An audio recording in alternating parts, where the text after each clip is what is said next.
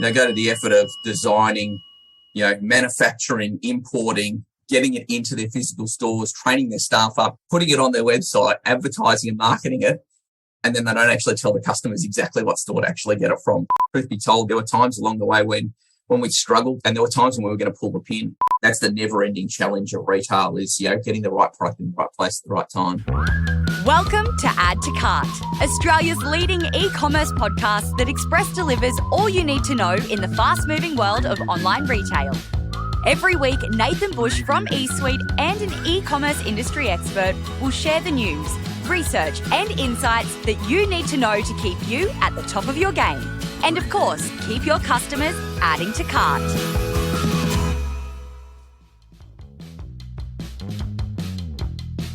Hello and welcome to Add to Cart. My name is Nathan Bush, host of Add to Cart and director at e-commerce talent agency eSuite. Now, you're probably familiar, whether you say it or you've heard your uncle say it 1,000 times, with the old saying, it does exactly what it says on the tin. Well, today's guest not only says what it does on the tin, it knows precisely where all the tins are. Andrew Maver is the co-founder and CEO of stockinstore, an omni-channel SaaS platform connecting online and physical stores so retailers know exactly where their stock is to be able to tell customers where to buy it. Makes sense, right?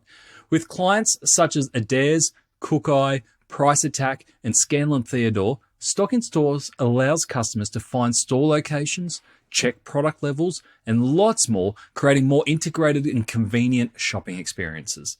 In this chat, Andrew shares his thoughts on the product categories hardest to keep track of, what tips he has for staying on top of stock, and how, growing up as a long-distance swimmer, it helped him build a technology business.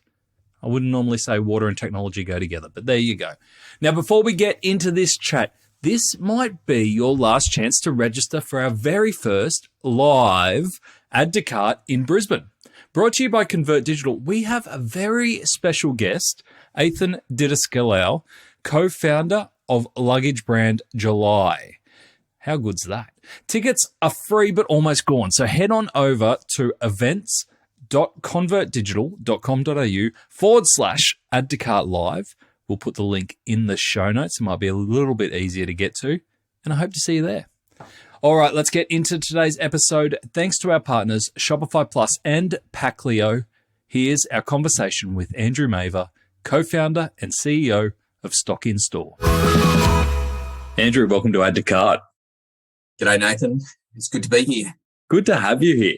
We've got your bio, and I've given you that lovely opening there, but I believe you describe yourself as a crap programmer. Is that right?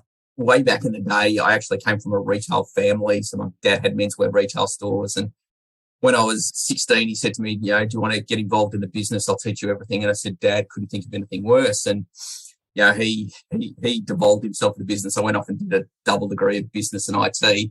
And I was stronger in the business, but I went, this IT thing is something that's, the future of the world. But, I did information systems and I'm really good at the concepts around it, but technically I'm a crap programmer. I've made my way through and got my way through and passed, but there are far better programmers that now work for me, that do. And what does your dad think about you've now combined your tech background and retail together for a career? My dad is a technology dinosaur. So he has absolutely no idea or concept, right? He does not know what online shopping really even is, right? So it's as far from me as he can possibly be. That's brilliant. All right. We are here to talk about stockinstore and your journey at stockinstore. Can you give our listeners an overview of what stockinstore is and how it helps retailers in Australia? Sure. So stockinstore is a platform we've developed. We came from a web development background. So we were building e-com websites for lots of retailers, and we saw they had the same problem in the omni-channel space. And a lot of it was driven around inventory management. So we've done a lot of systems integration with them, and it really came out of their own requirements. So our first find in-store solution in the suite really was about surfacing and showing the customer what was available in their physical stores. And, we saw a lot of the Google Analytics and metrics that were coming off our client sites. And when you've got kind of 1.5% conversion rates on an e-com store, that says to people who know and understand retail that people are browsing online and shopping in store. And so it just felt completely foreign to us that retailers weren't actually showing what was available in their physical stores. And so they would have customers, and I explained this to a lot of our clients. Go to the effort of designing, manufacturing, importing, getting it into their physical stores, training their staff up, putting it on their website, advertising and marketing it, and then they don't actually tell the customers exactly what store to actually get it from. So for us, that was the principle behind starting Stock in Store, and the Find in Store solution that was really the foundation of what we did.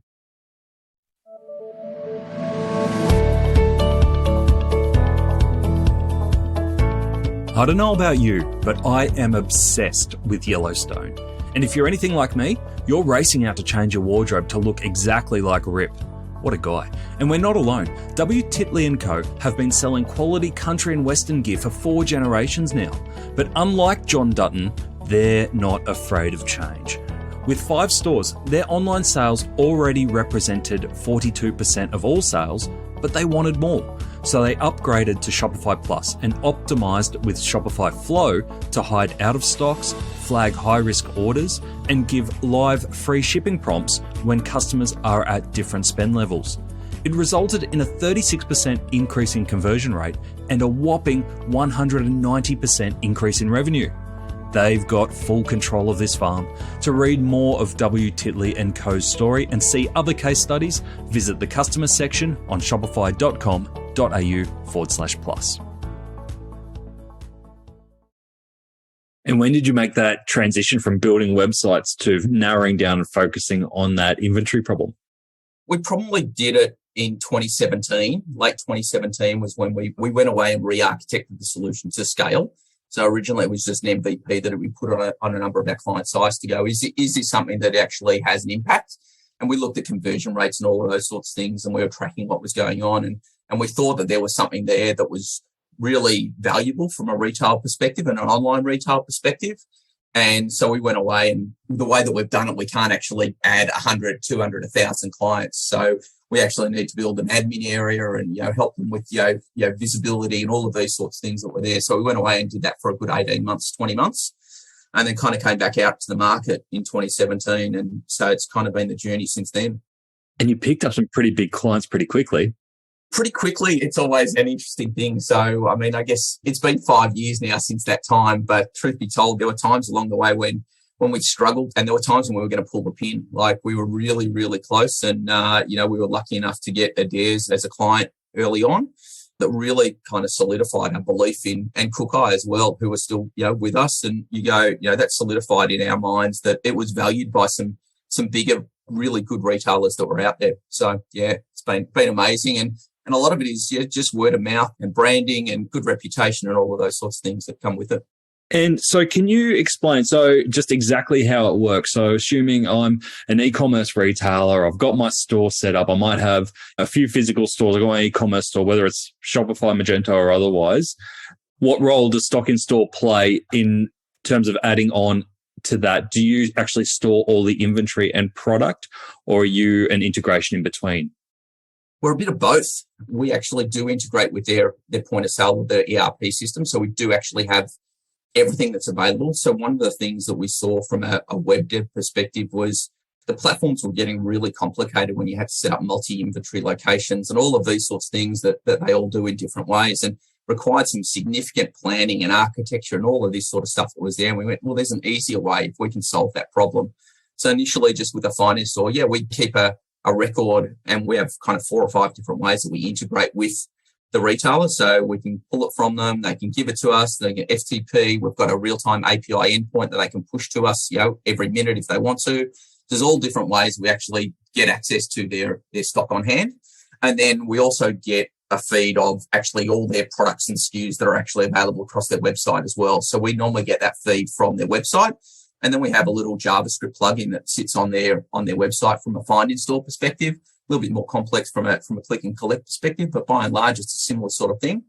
And we control that button. And so we can place it wherever they want. We can brand it. We can do whatever we want in that way. And it means that it becomes a really low frictionless type setup from a web dev perspective.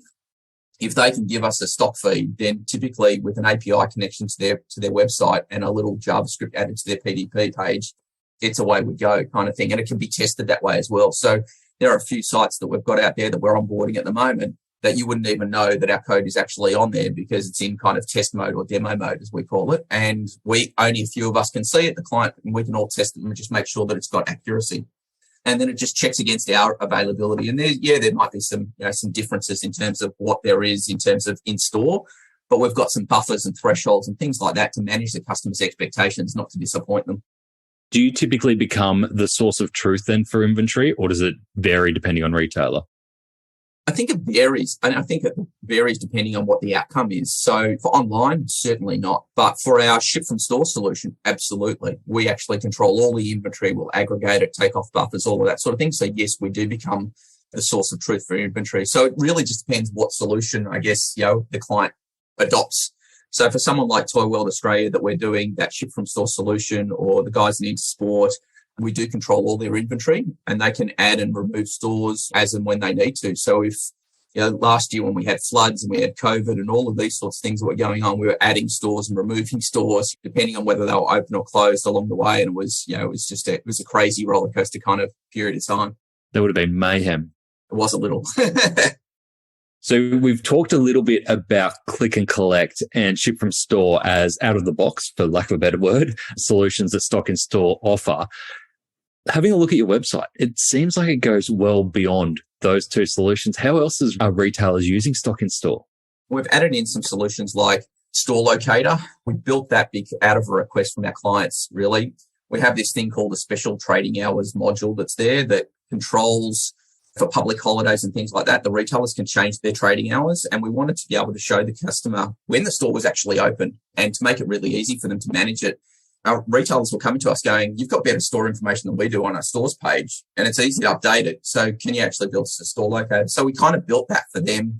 And then we've done things like Google local inventory advertising. So we're big believers that for omni-channel retailers, those that have got bricks and mortar and online, that it is really important for them to be able to leverage their stores as a competitive advantage against the pure plays. So we see things like Google local inventory advertising feeds and all of that sort of stuff. We know what's going on in their stores. So it took us about 18 months to work out the Google ecosystem in that area, and we kind of mash up their Google My Business and our local feeds that we get, and their shopping feeds and all this sort of stuff, and we update it multiple times a day. And it's designed to then be able to let them advertise and drive people into their physical stores. And we think that that's a really good solution. It's funny that you mentioned store opening hours, because it seems like something that is so simple, right? From a retail perspective, how can you not have the right opening hours? But the amount of omnichannel retailers you work with and have a look, and either the contact, the addresses are wrong, the opening hours are wrong. It's a really basic piece that's often overlooked. Do you often find the same with inventory? Because it is difficult to keep track of inventory, but from a customer's perspective, it's so important to understand what's available. Do you often find with retailers that inventory, they recognize is important, but they just ignore it for so long? I think it started to change a lot. I think COVID changed a lot of that when they realized they had stock sitting in physical stores and they couldn't open them and they weren't turning it over. I think that's when they started to appreciate how important it was and how to maximize their inventory. So I think that mindset has changed. I mean, we looked at it and we went, the three biggest costs that a retailer has inside their business is their staff costs, their leasing costs, and their inventory costs. So if we can help them by maximizing the use of that stock and that inventory in their physical stores, using their staff that they've already got, then it kind of makes the most of those resources without actually, taking on board any really additional capital costs from that perspective. So that's kind of why we think that the solutions that we've got are really work well for them. Makes a lot of sense. This might be a dangerous question for you, but are there any of your clients, your retailers, who you would hold up as someone who is just on top of their inventory and using it to really take that customer experience to the next level? It's interesting because sometimes we're not really, there's so much data that we deal with that you're actually getting into the minutiae is actually really hard. And so, we have buffers and thresholds and those sorts of things to put in place some cautionary buffers, so to speak, so that we don't disappoint customers. So I don't necessarily get into the minutiae. We talk to them about some of their inventory problems and those sorts of things. Some have implemented RFID and now have like a 99% inventory accuracy. It's not 100%. And, we all know that things get faulty. They get stolen. Somebody has it in the change room when it's been ordered online. All of these sorts of things happen. So we thought about that when we were architecting the solution. We've seen so many retailers in the way that they thought about it. So I don't have anyone specifically. I mean, I don't want to name anyone specifically, but there are some really good operators that are out there, and it gets harder. The more volume you have that go through it, I think the harder it is to manage it in that regard. It'd be bad of me to actually mention one in particular. I'd get in a lot of trouble. Sitting on the fence. They know who they are. It was interesting you mentioned that, because a couple of weeks ago we had Simon Molnar from Flagship, and they're using Bluetooth stickers to keep track of products in store. Do you see solutions like that playing an important role in helping physical retailers keep track of inventory? Absolutely. I mean, it's a bit like, the RFID kind of concept that's there to help them.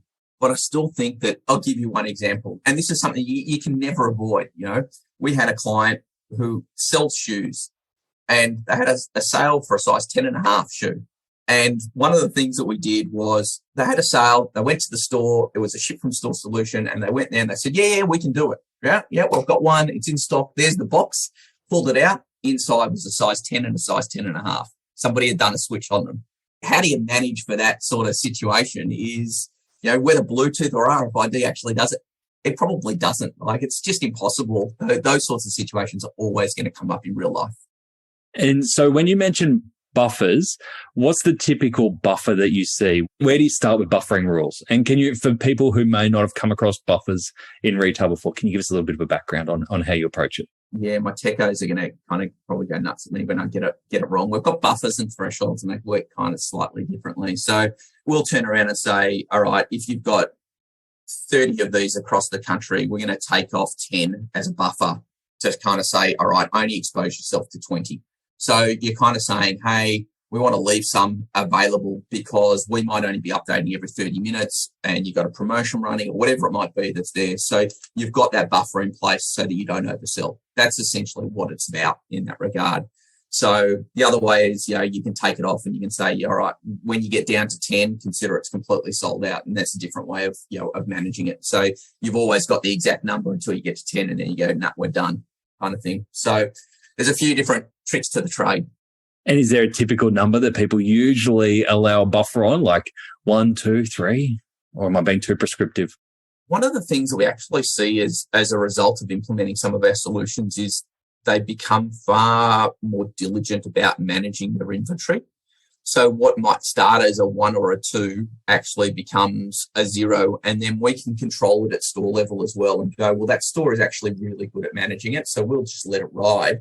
But that store is not so good. So you can change what those buffers are on a store-by-store basis. That there, some of our clients actually can do it on their end as well. So whatever they give us has already been pre-buffered, on their side. So it can happen in a few different ways depending on who they are and what systems and capabilities they've got. And you've mentioned some of those retailers that you work with, going from toys to fashion to hard goods and more. Put you on the spot. Which type of retailer do you think has the hardest job in keeping track of inventory? Anyone in FMCG, I think, is hard to keep track of inventory, or anyone that has like a really big footprint. Stock can be in multiple places. I mean, I know, we've spoken to some people before, then they've got a promo space over there, but their normal shelf space is over the other side of the store. And they've got some out the back as well because they've got extra space. So I think those sorts of retailers that do have that it's not just a structured location, and those retailers that mix it up. I mean, the FMCG guys are the ones that are hardest as well. I think things like bottle shops where you can break a case of beer down into a 6-pack into individual bottles, that's really hard to do. So I think, those bottle-os and wine places have got a really hard job as well. So I think they're probably the hardest ones to deal with. Yeah, that makes a lot of sense. And in terms of how you see stock and stock counts being important for the online experience, I know we're talking about an omni-channel experience here, but where do you see the opportunities for taking it to the next level? Oh, wow. That's a big question. One of the practices that we do talk about with our clients is actually about having rolling stock takes. So stock taking parts of their store frequently and getting into a good practice of doing it. I think that's really important, especially when you are an omni-channel retailer and you're surfacing not just surfacing, but you're actually making available for sale, stock that's actually in a physical store. I think we'll see some changes that will happen, and there'll be some shifts that will come in the next 12 to 18, 24 months that'll make it even more important from that regard. But I think that rolling stock take and a really good method for doing stock takes, fundamentally, that's the key to it. And then having good procedures and policies in place and making sure that they adhere to it. So one of the things that we do is, we monitor how many rejections, stores place on their orders.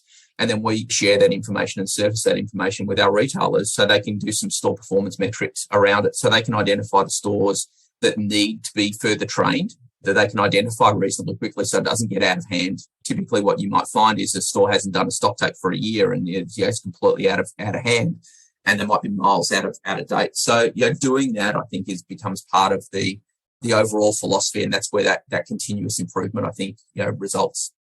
And when you say some major shifts coming in 12 to 18 months' time for retailers, did you have anything in mind when you're saying that? I think the shift has already started to happen towards like that absolute last mile delivery and getting it to a customer as fast as possible. I think you'll see some changes start to happen, maybe with things like drones and those sorts of things as the legislation kind of clears that sort of space that's there. I think those sorts of things, like that hyper local, being able to actually buy something and have it delivered to you an hour later in this country is pretty phenomenal.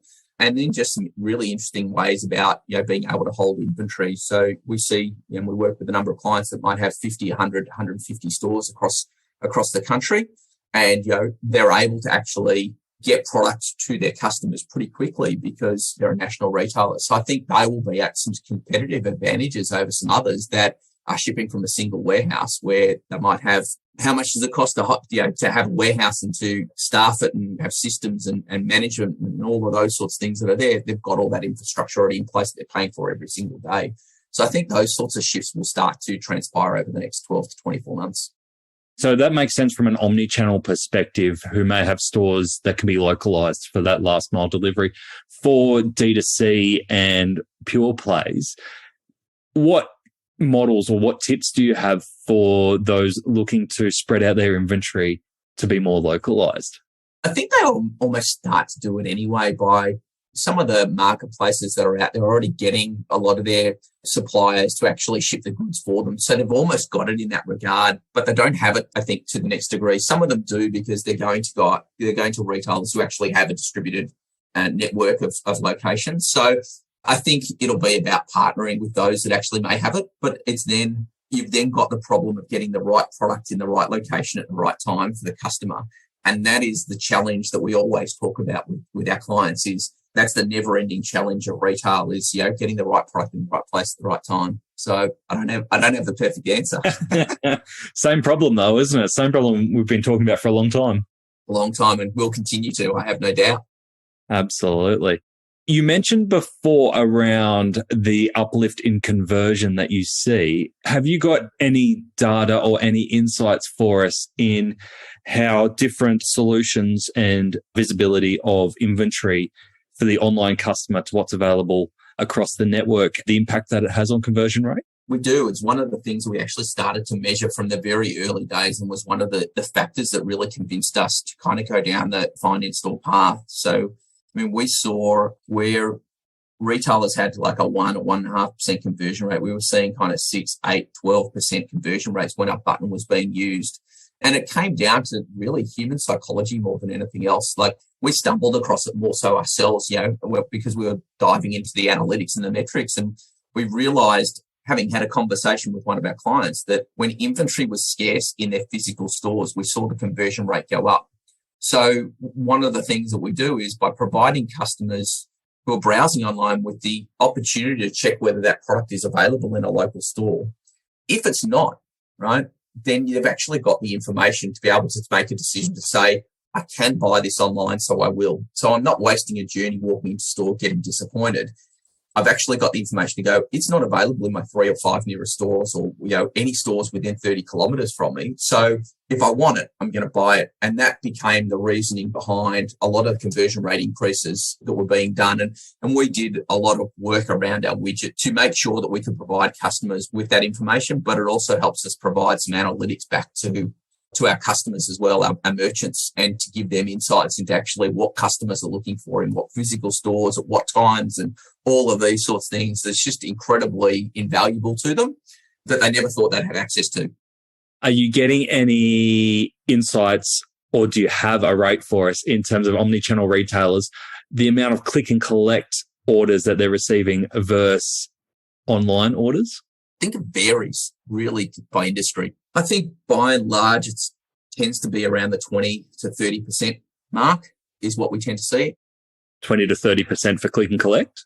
Yeah, 20 to 30% of clicking, of all orders are click and collect. I think that's generally the ballpark. I think it varies. I spoke to one who was not our client who said, recently said they've got 80% click and collect orders. And I went, oh my God, like that is insane. Right. So I think it really does. It varies. It could also depend on what your store network looks like and how convenient it actually is that it's there for you. But, that's why I think it varies significantly. Brilliant. One of the things that we do see is that we kind of see a ratio of 3 or 4 to 1 of people that are still looking for things in a physical store as opposed to click and collect. So that's a big metric that continues to drive us to understand that people are still want that in-store experience and want to walk into a store and actually touch it, feel it, try it, get advice, do whatever it is that that we do to walk into a store. You've refreshed your website, the new range is about to drop, you've never had more customer service options.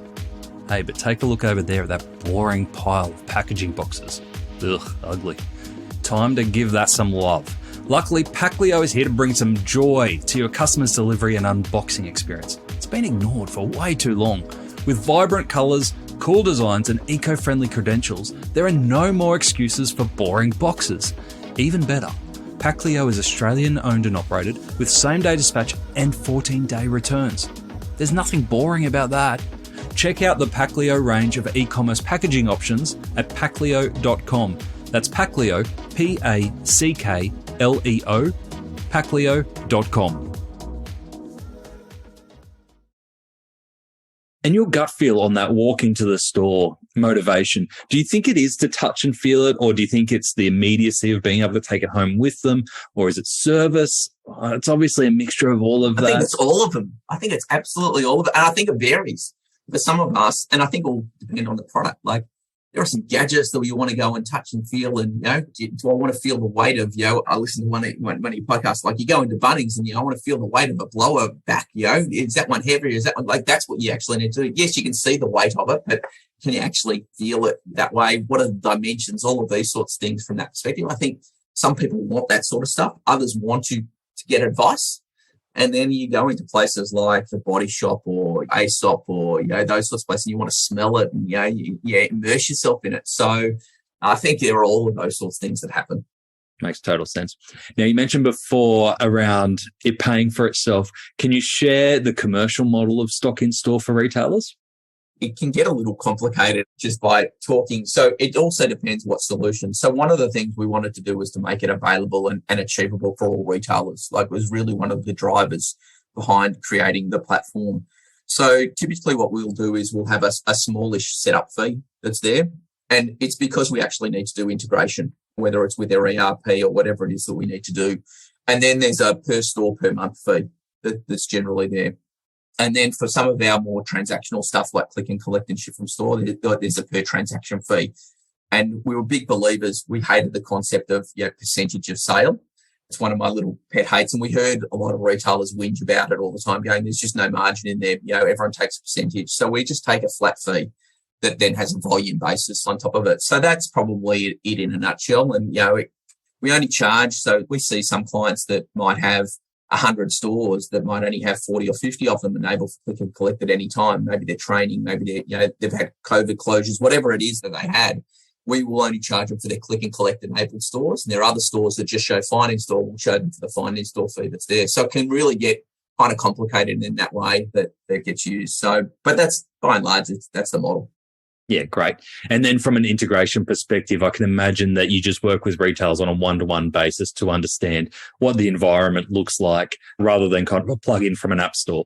Yeah, you can't really plug in from an app store. It's a never-ending conversation that we have. It's their number one biggest barrier and issue that they worry about, with good reason, because we see some we see and we talk to some retailers who have had some horrible solutions, and typically because they've wanted mainly to take some shortcuts, or they've gone with a plug-in solution that can only do it one way. And we have, I guess, 4 different ways that we actually do integration, and we have that flexibility built in. So one is we do have some retailers that are actually not integrated at all, and especially in the franchise space, it kind of makes a little bit of sense that they might have 3, 4, 5 orders a day that a franchisee might get for their store, and they'll happily put that into their system and record it as a sale. So they're happy to do that in that way. But then others have got some sophisticated IT teams that know and understand their systems. So we will just do a consulting piece that actually works with them. And we have a webhook notification system around our systems to notify them when status of orders changes and all of those sorts of things, what's going on in store, so they can do it themselves. They might have a systems integrator that does it, or integration as a service. So, or we will actually do it for them. So there's all of those sorts of permutations that I think are really important to give every retailer some flexibility around what that solution might look like for them. Yeah, it makes a lot of sense. It's definitely not the entry level, get started, plug it in, away we go. It's for the more sophisticated retailers by the sound of it. It is, and it's one of the reasons why it's hard to put a plug-in in place on the App Store on like Shopify or Marketplace or whatever it might be that the e-com platform has got, is because it's so hard, and you can get it wrong if you just do it yourself without actually having some level of consultation. And we want to make sure that everyone gets it right. Yeah, great. Now, you've got kind of unfiltered access to the stock levels and how retailers are going in terms of their stock. We've seen that being a huge challenge over the last 12 months. What's your feeling overall on where retail in Australia is sitting at the moment with a grip on stock to meet demand in the market? I think there's a lot of stock that they would like to get on their hands. So for retailers that have multi-branded stores, so someone like a Toy World that has like Lego and Monopoly and all of these sorts of things that are there, sometimes they're at the mercy of what is available globally. And that's supply chain type stuff that has no influence over how well a retailer can manage their inventory. So really, they know, like we saw that last year with some stuff in the Lego space, that there was huge demand for some of these Lego products that were out there, and they couldn't get it in the country. They couldn't even get it from Singapore. That just wasn't available anywhere in the Asia Pacific region. So I think there are challenges like that go well beyond any retailer's capability. And then there, I think, are potentially retailers who maybe hedge their bets, and we don't want to actually invest so much in our inventory because we don't know what's going to happen with this COVID thing. And that was a decision they made 12 months ago to make that investment in design and inventory and how much stock they'd carry. And now they're probably seeing that there's significant demand. And I think the next 3 or 4 months, in the lead up to Christmas, is going to be the big time, as it always is, from a retail perspective. I think some of the retailers did really, really well during COVID, and some of them got absolutely obliterated. They couldn't open stores, they couldn't try things on. They had stuff like luggage that people weren't traveling with. So I think it's a mixed bag, and you'll see that reverse a lot. Like, people are out there traveling at the moment and want luggage and all of those sorts of things that go with it. So I don't know. There are smarter people than me that they're managing it as a full-time job. We've got Ethan from July Luggage joining us at Add to Cart Live in early October. So I can't wait to hear from him around how they managed that over COVID. Yeah, he'd be getting smashed at the moment. Everyone seems to be going to Europe or Bali or somewhere like that. So I'm keeping Facebook and Instagram closed. You mentioned before that you almost threw it in at certain points in the journey. I'm really interested in that around, can you share what led to that and what made you come out the other side? How do you stay motivated to keep pumping through?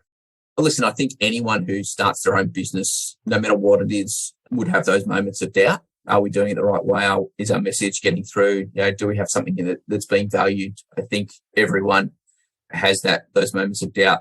I think one of the things that continues to drive us, I have a business partner that I can actually spitball with, and we can talk it through and do that. And I think that's a huge help to have, and a bit of yin and yang. And I'm normally the optimistic, positive one. So if I have moments of doubt, then he sees it and actually flips it around and kind of can take the other side. And he's kind of that balancing act on the seesaw, so to speak. And I think that's a really important facet of having a business partner that a good business partner that helps. And I think I grew up as a swimmer, as a long distance swimmer, that teaches you some toughness and, a work ethic and self-belief. And I think that those sorts of things are really important. And that's kind of the story that I think gets you through is sometimes it's a bit of craziness. And I'm sure there are people out there that have the same belief that may not be able to succeed. And that's frustrating and disappointing. But I think, maybe if we'd gone on another 6 months and hadn't got the clients that we got, it may have been a different story. And that can be the difference between success and failure. Yep. Well, Andrew, you're solving some very real problems that have existed in retail for a long time and no doubt will continue to exist, but you're making life easier for some really, really great retailers. So well done. Can you tell us what's next for yourself and the Stock in Store team? Some pretty exciting stuff. Probably next for us is about international growth. We always saw what we were doing as being a global problem. Retailers have the same problem all around the world. It wasn't just limited to Australia and New Zealand. And we do have we've got a small presence with some clients in Asia. So, we spent a lot of 2019 going multilingual. So, we've got a client like Triumph Lingerie that their Hong Kong site is in Chinese. So all the store information and all the click and collect information and find their store is all in Chinese. And they're going to open up in Thailand and Vietnam soon. So, that they'll be likewise. So we just had a first client launch in the US as well. So it's really about growing internationally and going through exactly what we've just done in Australia, but doing it at an international level. So hold on for the ride, I think.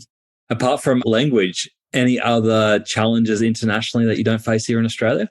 Listen, there's some cultural, obviously, challenges that you get along the way that are always important. And I think we're really lucky. We've actually got a very multicultural group of people in our business. I think out of the 14, 15 people, come from 12 different countries already. So we do get that blend and that different perspective that I think has added a lot of value to us as a business.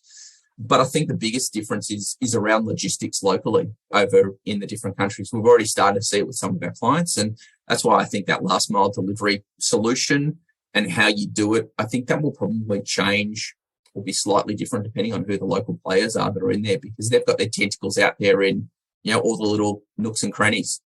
Yeah, absolutely. Great. Andrew, if people have heard this, retailers especially, and they've said, we need a solution like this, how can they get in touch?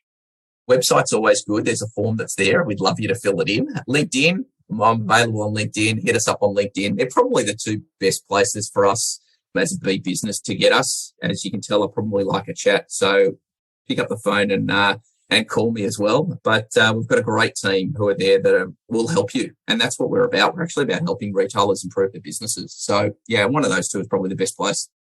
Awesome. Andrew, well, I've enjoyed the chat. So thank you very much for coming on and sharing the Stock in Store story so far. Nathan, thank you so much for having me. It's been an absolute pleasure. I've enjoyed it thoroughly. All right, are you a stock expert yet? If not, here are the 3 tips that I took away from my chat with Andrew. Number 1, stock take shouldn't be an annual activity.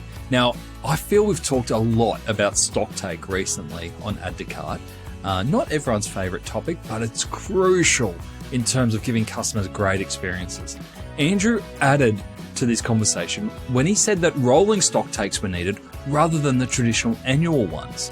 Stock taking parts of the store frequently and having a good procedure in place for regular counts is crucial and will have a direct impact on your customers' experience and conversion. So if you're still doing those annual stock takes, have a think about whether that is good enough in today's retail environment. Number 2, stock communication. Andrew gave the example of a company contacting a segment of their audience when they noticed that they were out of stock in this part of Australia and told them when it was back in stock just for this audience. And I believe that full price stock notifications are the untapped gold for many retailers to create urgency but retain margin at the same time. And number 3, localization of stock. One of Andrew's trends that he identified and he believes will be a differentiator for e-commerce brands is the localization of stock and how quickly you can get that stock into the hands of your customer. Whether this be via a store, via a drone, or a 10-minute bicycle, if you don't have stock close to the majority of your customers, you might just be caught out. To get the highlights of today's episode, head on over to addtocart.com.au and sign up for our free newsletter. Each Tuesday, we will send Monday's episode summary, links, and discount codes for you to go next level on. And if you're looking to explore your next e-commerce opportunity, come and visit us at eSuite. We're a dedicated e-commerce talent agency, connecting the best e-commerce talent with the fastest growing brands in Australia. Head on over to eSuitetalent.com.au where you can download the free e-commerce salary guide and sign up to our weekly e-commerce job emails. Thanks for listening, and until next time, keep those customers adding to cart.